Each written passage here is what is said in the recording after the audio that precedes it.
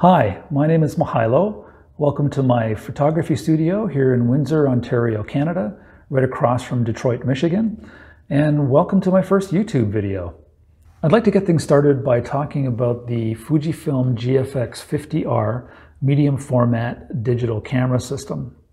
Fujifilm Canada was gracious enough to send me this to try for the last little while. I have on the body now the 45mm 2.8, which is about a 36mm, the 63mm f2.8, which is about a 50 or standard lens, and the 110mm f2, which is about an 86mm portrait equivalent type lens. There's lots of places online, of course, where you can find out all the specs and details when it comes to the tech of the camera. I'm not going to really cover a lot of that here. What I'm most interested in is what it's like to actually photograph with the camera, what the user experience is like, how it feels, how it interacts with you, and of course, what the final results are like when the whole system, the lenses, the sensor, the body all come together to create the image. I think a great place to start is to talk about the actual body and the design of it. And I think this is where Fujifilm really gets things right, at least as far as how I like to operate and use a camera. It's a rangefinder-styled body, and the key word there is a rangefinder-styled body. It's not an actual rangefinder, of course. It has an EVF, not any kind of optical rangefinder focusing system. But the thing that I really enjoy about these kind of cameras, or one of the things that I really enjoy, is having the viewfinder off to the left-hand side of the body. This, I think, is just a great design choice for a number of reasons. First of all, if you're right-eye dominant like I am, you put the camera to your right eye, and I can still see out of my left very clearly if I'm photographing a person. I am connected with that person, they can see me, and I think it puts them a little bit more at ease. Even when shooting in portrait orientation like this, the camera's out of the way very much, and I can see very much of what's going on, what's entering the frame, what's about to happen, the decisive moment type of photography, which is great for that. So I've really enjoyed that. To me, that's my favorite style of camera. It makes the most sense, I think. The other thing that allows is it places all of the buttons on the right-hand side of the camera. So you can pretty much operate everything with your right hand. So I think if you're going to hold the camera like a point and shoot, or perhaps a small 35mm camera, and put all the weight on your right hand, maybe it's not the ideal grip for that situation, but I don't think that's the way this camera was designed to be operated. To me, it makes total sense to have the camera in your left hand, where the weight of the camera is on your left arm, and your left hand is controlling the aperture ring, which is one of the great things about Fujifilm lenses and their design choice. That frees up your right hand to float above the camera and operate the controls very naturally. So all of the rear buttons can be accessed with your thumb. So mainly I would be accessing the focusing joystick to change my focus point, the shutter speed dial on top to be able to change my shutter speed, and of course I've left the ISO assigned to the ring that is around the shutter dial. And I really like that. Some people have said that they bump it or that they can knock it. I didn't find that the case for me. I suppose if you're maybe carrying the camera while it's on a strap and it's bumping up against you, or you're taking it out of the bag while it's turned on or something like that, you could do it. It didn't happen to me throughout my entire time with the camera, though. I find it as actually probably one of my favorite ways to access the ISO. And I think it's because it's so close to the shutter button. So I think it's the smallest movement you can make to get from the shutter button to a slight movement down to adjust your ISO and back up to the shutter. So when I'm setting up a shot, for example, what I'll do is I'll set my aperture based on the scene itself, what kind of depth of field I want, what kind of mood I want in the picture. So I'll set that first, generally speaking, and then adjust my shutter speed on top. So if the subject's moving or stationary, or the focal length has to be considered. So if I'm shooting with the portrait lens, for example, I would set that to a little bit of a higher shutter speed, of course. And then I dial in my ISO to tweak the exposure the way I would like it to. And again, just a really, really short movement from the top of the shutter button to the ISO, and then my exposure is dialed in. Speaking about the shutter button, they've done a great job on this. It's a very, very light feel to the shutter. I'll turn it on, and I don't know if you can hear the shutter. There we go. But it has a very solid and yet very light feel to it, which I really enjoy. I think that helps with a larger medium format sensor to eliminate any shake, so you're not pushing the camera around while you're pressing the shutter. So very, very comfortable. The other advantage, of course, holding the camera in the left hand is it kind of gives me a bit of a monopod up against my body. So, you know, almost a vertical stance with the hand, and that stabilizes the camera, which helps, of course, with a medium format. After having the camera for maybe a day or two, I felt right at home with it, connected with it completely, felt that it was super comfortable in my hand. As you can tell while I'm filming this, I'm holding the camera a lot. I actually feel very connected to it and feel very comfortable holding it. It's, I think, a great design choice. There isn't really anything design-wise that I would change. I think the only thing that I would like to change or see Fujifilm add, and that has to do with the firmware. They do a great job on the firmware. I love the way Fujifilm has designed their menus, has designed what you see on the screen while you're photographing. I think the color choices, the way that the fonts are, the way the focus points look, all of the little elements that you can turn on or off, by the way, are really classy, elegant, and I think very complementary to the system. But there is one thing I would change, and that has to do with the view mode button on the back of the camera and how that operates.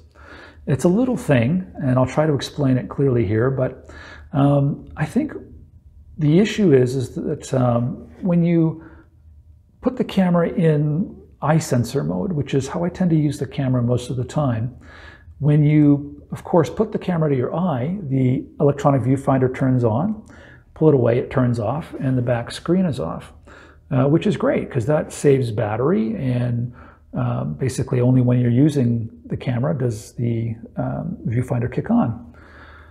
So that's how I generally shoot with the camera. Now, when I want to review an image, I'll press the play button, and of course the image shows up on the screen, and when I put the camera to my eye, the camera knows I'm in eye sensor mode, and it switches to the EVF and switches back to the screen, which is totally logical. The camera knows what I want to do. So getting to the point, the thing that I'd like to see them change is when I press the menu button in this mode, nothing happens. The menu actually came up, but I don't see it anywhere. It doesn't show up on the back screen, and the EVF is off. So I put my eye to the camera, and yes, there's the menu. You can see it in there. Take my eye away, the screen goes off, but it's not on the back screen.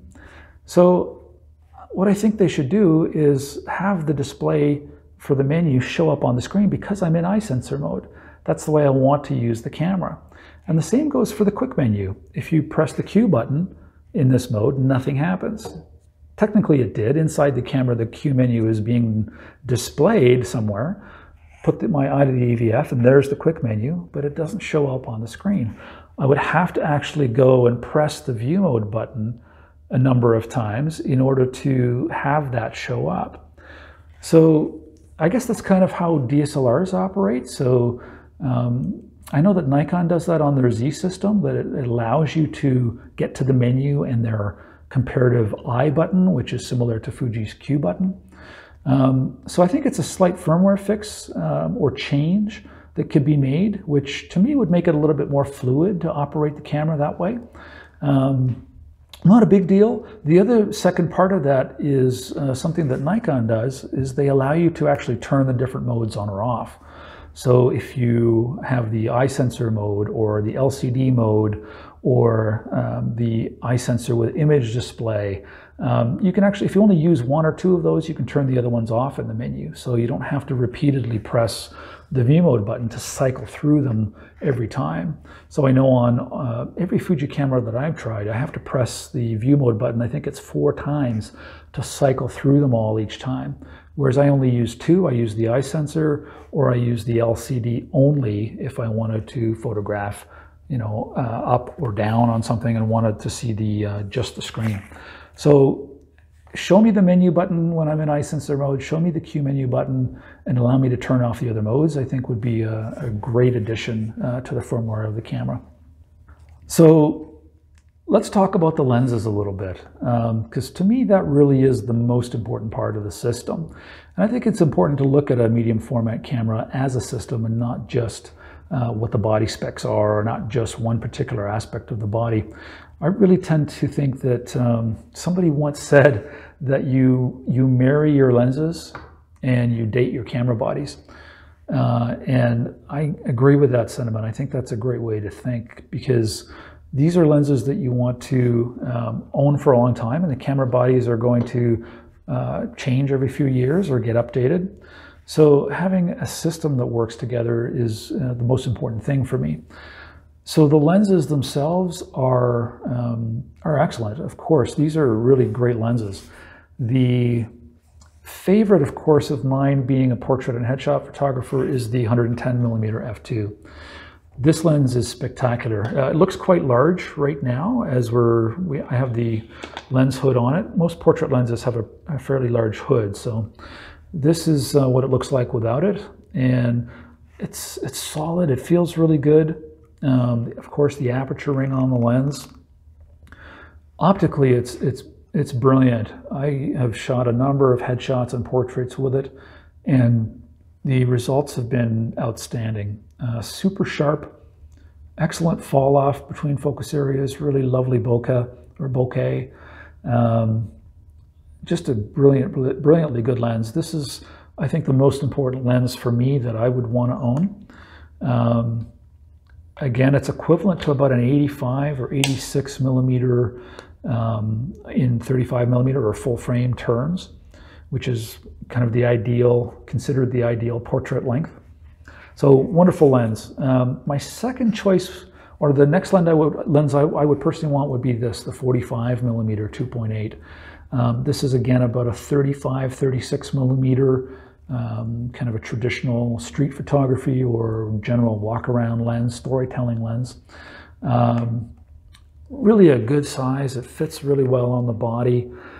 Very, very nice dampening on the focus ring. I do manual focus a lot, so that's important. I really think they've done a great job on the dampening of the manual focus ring.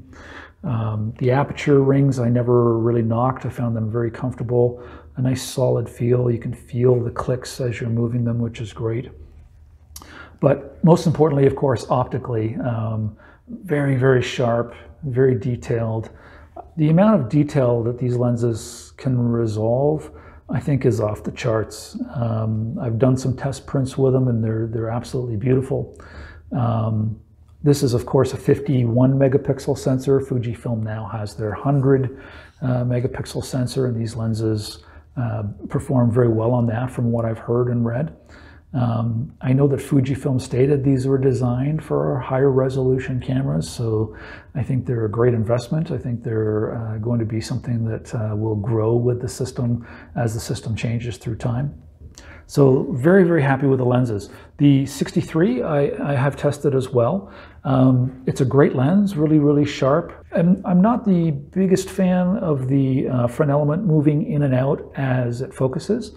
But I've had a lot of lenses that do that. The excellent 35 millimeter 1.4 for the X system does that. And you get used to it very quickly. It makes a little bit more noise, but optically very good lens. This would be probably my third or fourth choice for a lens. The other one that I've heard really good things about that I would probably look at would be the 23 millimeter f4, which is about an 18 millimeter or wide angle lens. That looks like it would be a great choice as well. So great optics, really, really great design aesthetics on the body. And I think ultimately what it comes down to is the image quality that comes out of these cameras is nothing short of medium format quality. I know there's a lot of debate and discussion, hopefully healthy discussion online about the medium format look and you know, how this compares to film cameras or larger phase one and the like systems. I definitely see a big difference. I think it's important not to spend too much time comparing and, you know, making spreadsheets about what kind of DxO mark scores sensors have and those kind of things. I think it's more important to actually use these cameras in a realistic way, to take the pictures that you're going to take, use them the way you're going to use them, and judge the results based on that. I do a lot of corporate work, a lot of prints that go anything from magazine size up to billboard size. And I definitely see a difference in the look of the camera, in the look of the final images. I think it's a physics thing. When you're dealing with optics that are this much larger, when the sensor is larger, there's not just resolution that you see the difference. There's dynamic range, of course, but I think the thing that I tend to look for is color fidelity and kind of, you know, micro contrast is a term that gets thrown around a lot, but I see it more as realistic definition and how it reproduces what I see with my eyes. The GFX 50R is producing some stunning results.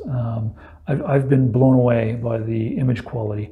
I should point out that I bring the files into Lightroom and Capture One. I've tested both, and I think they look great in both. Both pieces of software are capable of doing very similar results if you know what you're doing.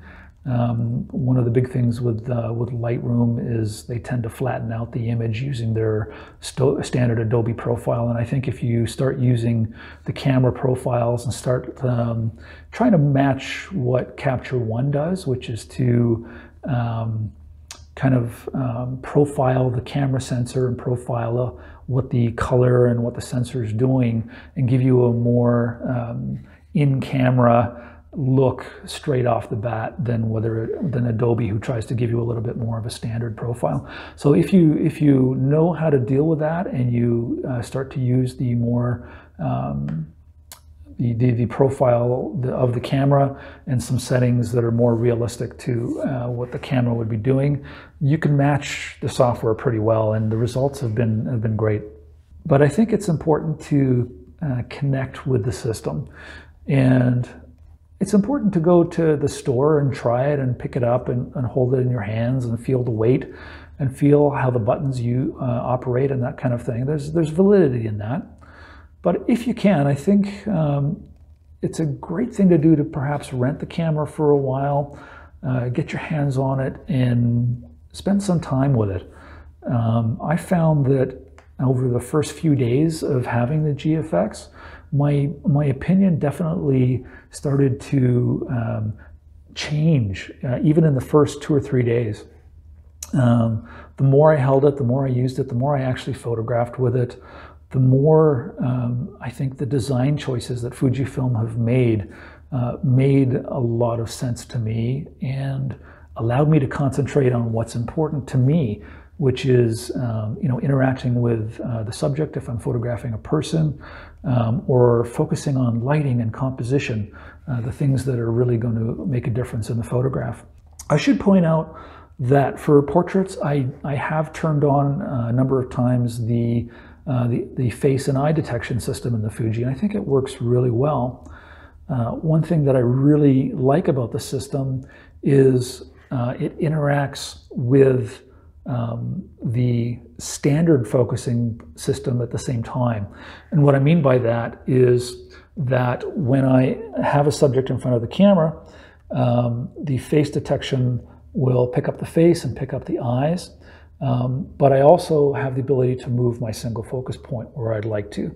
So if, for example, the subject turns a certain way and maybe the face detection doesn't pick it up the way I would want, the single focus point is still there, and I can manipulate it, put it on the eye, and have kind of a fail-safe system that works beautifully together. So I found that the face detection and eye detection worked really well. I think they've done a great job of it. It looks really good. It's super easy to understand. And having that fail-safe system with the single point as well, I think is, for me, the ideal way to use the camera. One of the things that I've really enjoyed using the camera for is adapting lenses. And as you can see right now, I've got an F-mount adapter on it and my 51.4 on here. And it works surprisingly well.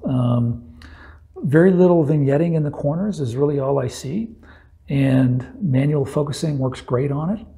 I think the other great thing is that Fujifilm has included a 35mm mode in the menu. So you can turn that on and it will use just the center part, the 36x24 part of the sensor, so that you're using it as a full frame lens and cropping out any of the vignetting for you. But I found that most of the time, anything 50mm or longer has very little vignetting, and you can usually get rid of it in software pretty easily. The one thing I'm not sure why they didn't do is put the split-prism focusing system in this body. I know a lot of the other Fujifilm cameras that I've used before have the split screen. I don't know if you haven't seen it. It's basically like an older focusing system on an analog camera where you have the image kind of shift one way or the other and you line them up and you get the image in focus. I enjoyed using that every now and then on the other cameras, and it's not on here for some reason, which makes me think, Fujifilm, if you're listening to me, something that I think would be great to see on these cameras, and I'm not sure why it couldn't be done, would be to have a digital emulation of an actual rangefinder patch on the camera. For those of us that have shot with Leicas or rangefinder cameras and like that type of focusing system, I think it would be really cool to have a small focusing patch or maybe even a slightly larger focusing patch in the center, but have it done digitally, very much like the system that is in other Fujifilm cameras, but perhaps not so large. I know that there's quite a big square, and you can have it in black and white, or you can have it in color on some of the cameras.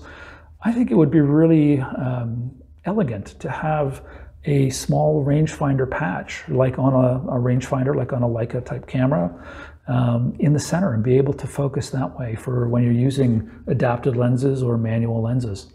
I can't see why it couldn't be done, considering the large patch that's in the other cameras. So I think it could be done. I think it's just a design change, but that would be really cool. I would love to see that, because that's my favorite way of focusing analog or old cell cameras, and to see it on something like this would just be magical. That would be pretty cool. And I think a lot of people that are perhaps those rangefinder fans would be interested in going digital if their system that they're very comfortable with is available in a camera like this.